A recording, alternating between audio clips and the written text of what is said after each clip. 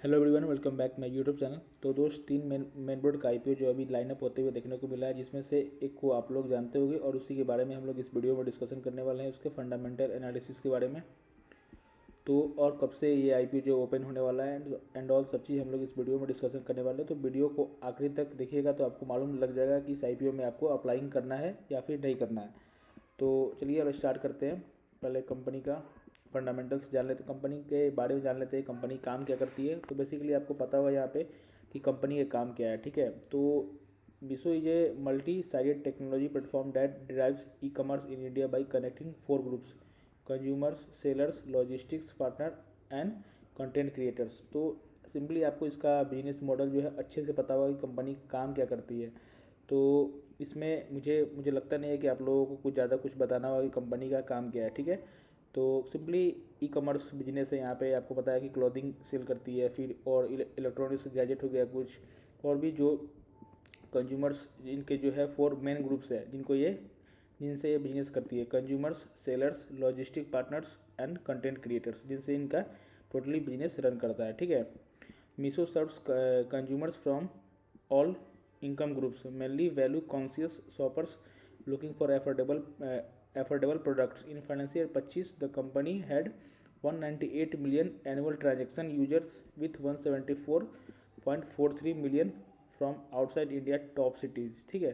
तो ये सारा कंपनी के बारे में यहाँ पे दिया हुआ है कि कंपनी कहाँ कहाँ उनका जो है मेन कंज्यूमर्स लोग हैं। टॉप 8 सिटी में जो है इनका 174 मिलियन का इनका जो है वो रेवेन्यू रहा है इनका, ठीक है। मीशो आईपीओ का स्ट्रेंथ क्या है? Platform is build on multiple scaled self reinforcing flywheel, ठीक है। Our technology first approach with focus on AI driven solution. तो यहाँ पे देखिए कंपनी गेम खेल रहा है यहाँ पे। तो जो आजकल सब चीज़ें जो है एआई पे ज़्यादा डिपेंडेंसी होने जा रहा है, तो ये भी कंपनी जो है वो एआई पे काम कर रही है। फोकस है कंपनी का कि एआई ड्रिवन जो हो उनका सॉल्यूशंस हो, ठीक है। Purposely build to tackle challenges in India, usage of AI and ML led solutions, technology built for scale and efficiency, trusted layer among our stakeholders, ability to stake in a capital efficient manner। तो company का ये कुछ strength है। Strength में तो काफ़ी अच्छा यहाँ पे दिया है, कंपनी के ग्रोथ के बारे में यहाँ पे बात कर रहा है वो लोग, और कंपनी का स्ट्रेंथ भी काफ़ी अच्छा है यहाँ पे, ठीक है। और देखिए कंपनी का ऑब्जेक्टिव क्या है आईपीओ लाने का। तो ऑब्जेक्टिव आईपीओ लाने का सिंपली ये है कि investment for cloud infrastructure in MTPL और सब्सिडियरी। तो इन लोगों में क्लाउड इंफ्रास्ट्रक्चर में ये लोग 1390 करोड़ रुपया जो है वो खर्चा करने वाले हैं। Payment for salary of the existing and replacement hires for the ML and AI technology teams. जो भी टीम ये लोग हायर करेंगे एआई और एमएल का, उनको जो है वो पेमेंट करेंगे, जो मार्केट से फंड उठाएंगे उसमें से, ठीक है। 480 करोड़ के आसपास ये लोग उसमें यूज करने वाले हैं। Investment in MTPL our subsidiary for expenditure towards marketing and brand initiative. तो ये लोग एडवर्टीजमेंट पर भी खर्चा करने वाले हैं, मार्केटिंग पे और ब्रांड इनिशिएटिव पे। ब्रांड को और बढ़िया बनाने के लिए ये लोग उस पर मार्केटिंग पे खर्चा करने वाला है। तो उसमें जो खर्चा लगने वाला है 1020 करोड़ के आसपास का टोटल कॉस्ट उसमें जाने वाला है।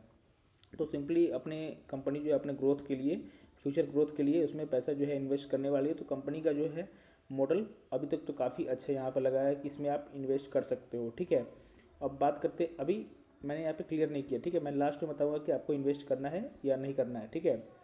तो कंपनी के यहाँ पे नंबर्स, अब आता है नंबर्स जो कंपनी का सबसे इंपॉर्टेंट होता है, कंपनी का बैकबोन होता है। उससे मालूम हमें ये चलता है कि कंपनी प्रॉफिट बना रही है या नहीं बना रही है, या हवा हवा में कंपनी बात कर रही है। तो एसेट्स देखिएगा तो फाइनेंशियल 23, फाइनेंशियल 24 और 25 और फाइनेंशियल 26 का 2 क्वार्टर का यहाँ पे जो है रिजल्ट दिया हुआ है।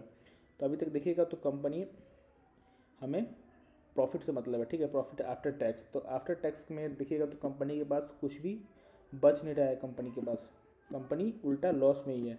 तो ठीक है, ये थोड़ा सा एक फैक्टर यहाँ पे थोड़ा सा डाउट क्रिएट कर रहा है मूड में कि कंपनी अगर लॉस जनरेट कर रही है तो क्या यहाँ पे इन्वेस्टर्स को जाना चाहिए। यहाँ पे जब कंपनी प्रॉफिट ही नहीं कर रही है तो क्या यहाँ पे हम जैसे इन्वेस्टर को जाना चाहिए जिनके पास छोटा कैपिटल है। यहाँ पे बड़े इन्वेस्टर डेफिनेटली जा सकते हैं, यहाँ पे स्टेक ले सकते हैं, लेकिन क्या हम हमारे ऐसे इन्वेस्टर को इतना पेशेंस है कि जब तक ये कंपनी प्रॉफिट में आए जब तक हम इसके कंपनी को होल्ड कर सके, ठीक है। तो कंपनी का अभी यहाँ पे देखिएगा तो बिल्कुल भी यहाँ पे प्रॉफिट जनरेट नहीं हो पा रहा है। बोरोइंग देखिएगा तो बिल्कुल भी जीरो है, ये एक अच्छी बात है। नेटवर्थ कंपनी का ये भी अच्छी बात है, लगभग 1000 करोड़ के आसपास का कंपनी का नेटवर्थ है। अभी दो क्वार्टर तक फाइनेंशियल 26 के सेकेंड क्वार्टर तक कंपनी का ये अभी डेटा है, ठीक है। इसके पीयर टू पीयर कंपनी का बात करें तो इटर्नल लिस्टेड है, स्विगी लिस्टेड है जो क्विक कॉमर्स बिजनेस में है और ई कॉमर्स बिजनेस में है। ब्रेनविज जैसे आप लोगों ने देखा होगा, फर्स्ट क्राई जो चाइल्ड के लिए, बच्चों के लिए कपड़ा का यहाँ पे कपड़ा यहाँ पे मिलता है, ठीक है। FSN e commerce ventures, Vishal Mega Mart, Trent Limited, Zudio वगैरह ये सब हो गया। एवेन्यू सुपर मार्ट जो ऑलरेडी ये लोग लिस्टेड है, इनका जाके आप लोग चार्ट ओपन करके देख लीजिएगा। बाद बाकी PE की बात करें तो सारे ही देखिएगा तो काफ़ी ज़्यादा के मल्टीपल PE पर ट्रेड कर रहा है। तो यहाँ पे इस कंपनी ने सबने अच्छा पैसा बना करके दिया है। अब देखते हैं कि मीशो अभी तो इसका सारा कुछ देखिएगा तो निगेटिव में ही चल रहा है। EPS डाइल्यूटेड भी, NAV और PE देखिए कितने के PE पे यहाँ पे ये लोग लेके आ रहे हैं, ठीक है। अब चलिए यहाँ पे बात करते हैं कि कब से ओपन हो रहा है। 3 दिसंबर से ओपन होगा ये IPO। 5 दिसंबर तक हम लोग इसमें अप्लाई कर सकते हैं। इसका इशू प्राइस रहने वाला है 105 से लेके 111 तक हम लोग इसमें अप्लाई कर सकते हैं। अगर आप रिटेल कैटेगरी से अप्लाई कर रहे हो तो मैक्सिमम प्राइस पे बिड करना, वरना आपका जो है एप्लीकेशन रिजेक्ट हो जाएगा। और TRHP RHP दोनों फाइल हो चुका है। IPO लिस्टिंग जो होगा BSE NSE दोनों साइट पे होगा, दोनों ही एक्सचेंजेस पे होगा, सॉरी। इशू टाइप जो है इसका बुक बिल्ड इशू है। इशू का साइज़ क्या है, लगभग 5400 करोड़ के आसपास का है। यहाँ पे फेस इशू 4250 करोड़ के आसपास का रहने वाला। और ऑफर फॉर सेल ऑफिस के थ्रू ये लोग 1171 करोड़ के आसपास, जो भी एग्जिस्टिंग शेयर होल्डर हैं जो पहले से इस पर इन्वेस्ट किए हुए थे, उनको यहाँ पे जो है एग्जिट मिल रहा है यहाँ पे, ठीक है। फेस वैल्यू देखिएगा तो ₹1 पर इक्विटी शेयर के आसपास का फेस वैल्यू रहने वाला है। प्रोमोटर का यहाँ पे होल्डिंग देखिएगा तो 18.51% का है अभी तक यहाँ पे लिस्टिंग होने से पहले, ठीक है। और QIB को देखिएगा, QIB का यहाँ पे जो है जो शेयर्स ऑफर हुए हैं 75% टोटल ऑफर का, ठीक है। रिटेल के लिए यहाँ पे मात्र 10% है। और NI को देखिएगा तो 15% उन लोगों ने यहाँ पे ऑफ़र किया हुआ है, ठीक है। और अब देखें अलॉटमेंट का बात करें तो अलॉटमेंट जो है हमें 8 दिसंबर को देखने को मिल जाएगा। वहीं पे हमारा उसके अगर अलॉटमेंट नहीं मिलता है तो रिफंड हमें 9 दिसंबर को इनिशिएट कर दिया जाएगा। अगर आपको अलॉटमेंट मिल जाता है तो फिर 9 दिसंबर को ही आपके डीमेट में ट्रांसफ़र हो जाएगा। सिंपली 10 का इसका जो है IPO का लिस्टिंग हो जाएगा। और इसका प्राइस तो हम लोग बात ही कर लिए। एक लॉट में मिनिमम आपको एक लॉट अप्लाइंग करना होता है, तो एक लॉट में 135 शेयर रहने वाला है, जिसका टोटल कॉस्ट जो है आपको 14,985 के आसपास का रहने वाला है। और इसमें मिनिमम अगर आप लोग उससे ज़्यादा अप्लाइंग करना चाहते हैं, आपके पास ज़्यादा कैपिटल है, तो मिनिमम स्मॉल HNI से आप लोग अप्लाइंग करेंगे तो 2,09,000 लगभग 2,10,000 के आसपास का आपका टोटल इन्वेस्टमेंट रहने वाला है। अगर आप बिग HNI से अप्लाइंग करना चाहते हैं तो उसमें 10,04,000 के टोटल इन्वेस्टमेंट रहने वाला है, ठीक है। तो ये सारे कंपनी के फंडामेंटल्स थे। कंपनी का कब से IPO आ रहा है, क्या इसके इशू साइज है, कब से IPO ओपन होगा, अलॉटमेंट डेट से लेकर सब कुछ लॉट साइज मैंने इसमें डिस्कशन कर लिया। बात करते हैं इसका करेंट GMP क्या चल रहा है। करेंट GMP की बात करते हैं तो अभी 32% के आसपास का जो है GMP ट्रेड कर रहा है अकॉर्डिंग टू प्रीमियम। अगर आप देखें तो 147 के आसपास यहाँ पे अभी ट्रेड कर रहा है इसका GMP। और परसेंटेज वाइज देखें 32% के आसपास का GMP अभी दिखा रहा है। अब ये देखने वाली बात होती है कि क्या ये GMP सस्टेन कर पाएगा। अगर सस्टेन कर पाता है तो ये और भी अच्छा यहाँ पे जो है लिस्टिंग बना करके दे सकता है। अगर मार्केट का मूड माहौल सही रहा तो इसी लेवल पे अगर मार्केट सस्टेन करता रहा तो, क्योंकि मार्केट अभी ऑल टाइम हाई पे चल रहा है, तो जितने भी अभी IPO आएंगे थोड़ा सा पॉजिटिव ही हमें आते हुए देखने को मिलेंगे। तो अगर मार्केट सस्टेन जब तक करेगा तब तक हमें IPO में अच्छा खासा हमें लिस्टिंग गेन जो है बनते हुए देखने को मिलेगा।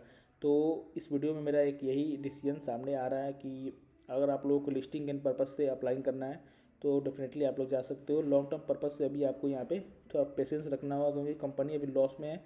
जब भी कंपनी अपना लॉस कम करेगी फिर प्रॉफिट में आएगी, पहले कॉस्ट टू कॉस्ट आएगी फिर प्रॉफिट में आएगी, तब वहाँ पे अच्छा पैसा इस स्टॉक में बन के मिल सकता है इन्वेस्टर को। उसके लिए आपको यहाँ पे इस चीज़ को ध्यान रखना। अगर आपके पास पेशेंस है तो लॉन्ग टर्म के लिए आप लोग इसमें अप्लाइंग कर सकते हो। अगर आपके पास पेशेंस नहीं है तो सिर्फ लिस्टिंग गेन के लिए आप लोग इसमें अप्लाइंग कर सकते हो। बाद बाकी आपका ओपिनियन, आप जानो आपका पैसा कैसे उसको मैनेज कर रहे हो, आप उसको अपने तरीके से मैनेज करो। बाद बाकी अगर आप इस IPO में इन्वेस्ट कर रहे हो तो अपना रिस्क पहले एनालाइज कर लीजिएगा, उसके बाद ही आप किसी IPO में पैसा इन्वेस्ट कीजिएगा। जो भी मेरा ओपिनियन था मैंने आप लोगों के साथ शेयर कर दिया, वो मेरा पर्सनल ओपिनियन था, ठीक है। तो कैसा लगा वीडियो अच्छी लगे तो प्लीज़ लाइक कर देना, चैनल पर चैनल सब्सक्राइब कर लीजिएगा। और IPO रिलेटेड जितने भी न्यूज़ चाहिए तो डिस्क्रिप्शन बॉक्स में टेलीग्राम चैनल का लिंक दिया हुआ है, वहाँ से जा करके आप लोग जुड़ के जो भी न्यूज़ होते हैं IPO रिलेटेड, मार्केट रिलेटेड, वहाँ पे न्यूज़ आप लोग फ्री ऑफ कॉस्ट एक्सेस ले सकते हो। तो थैंक यू दोस्त, मिलते हैं आपको नेक्स्ट वीडियो में, तब तक के लिए बाय।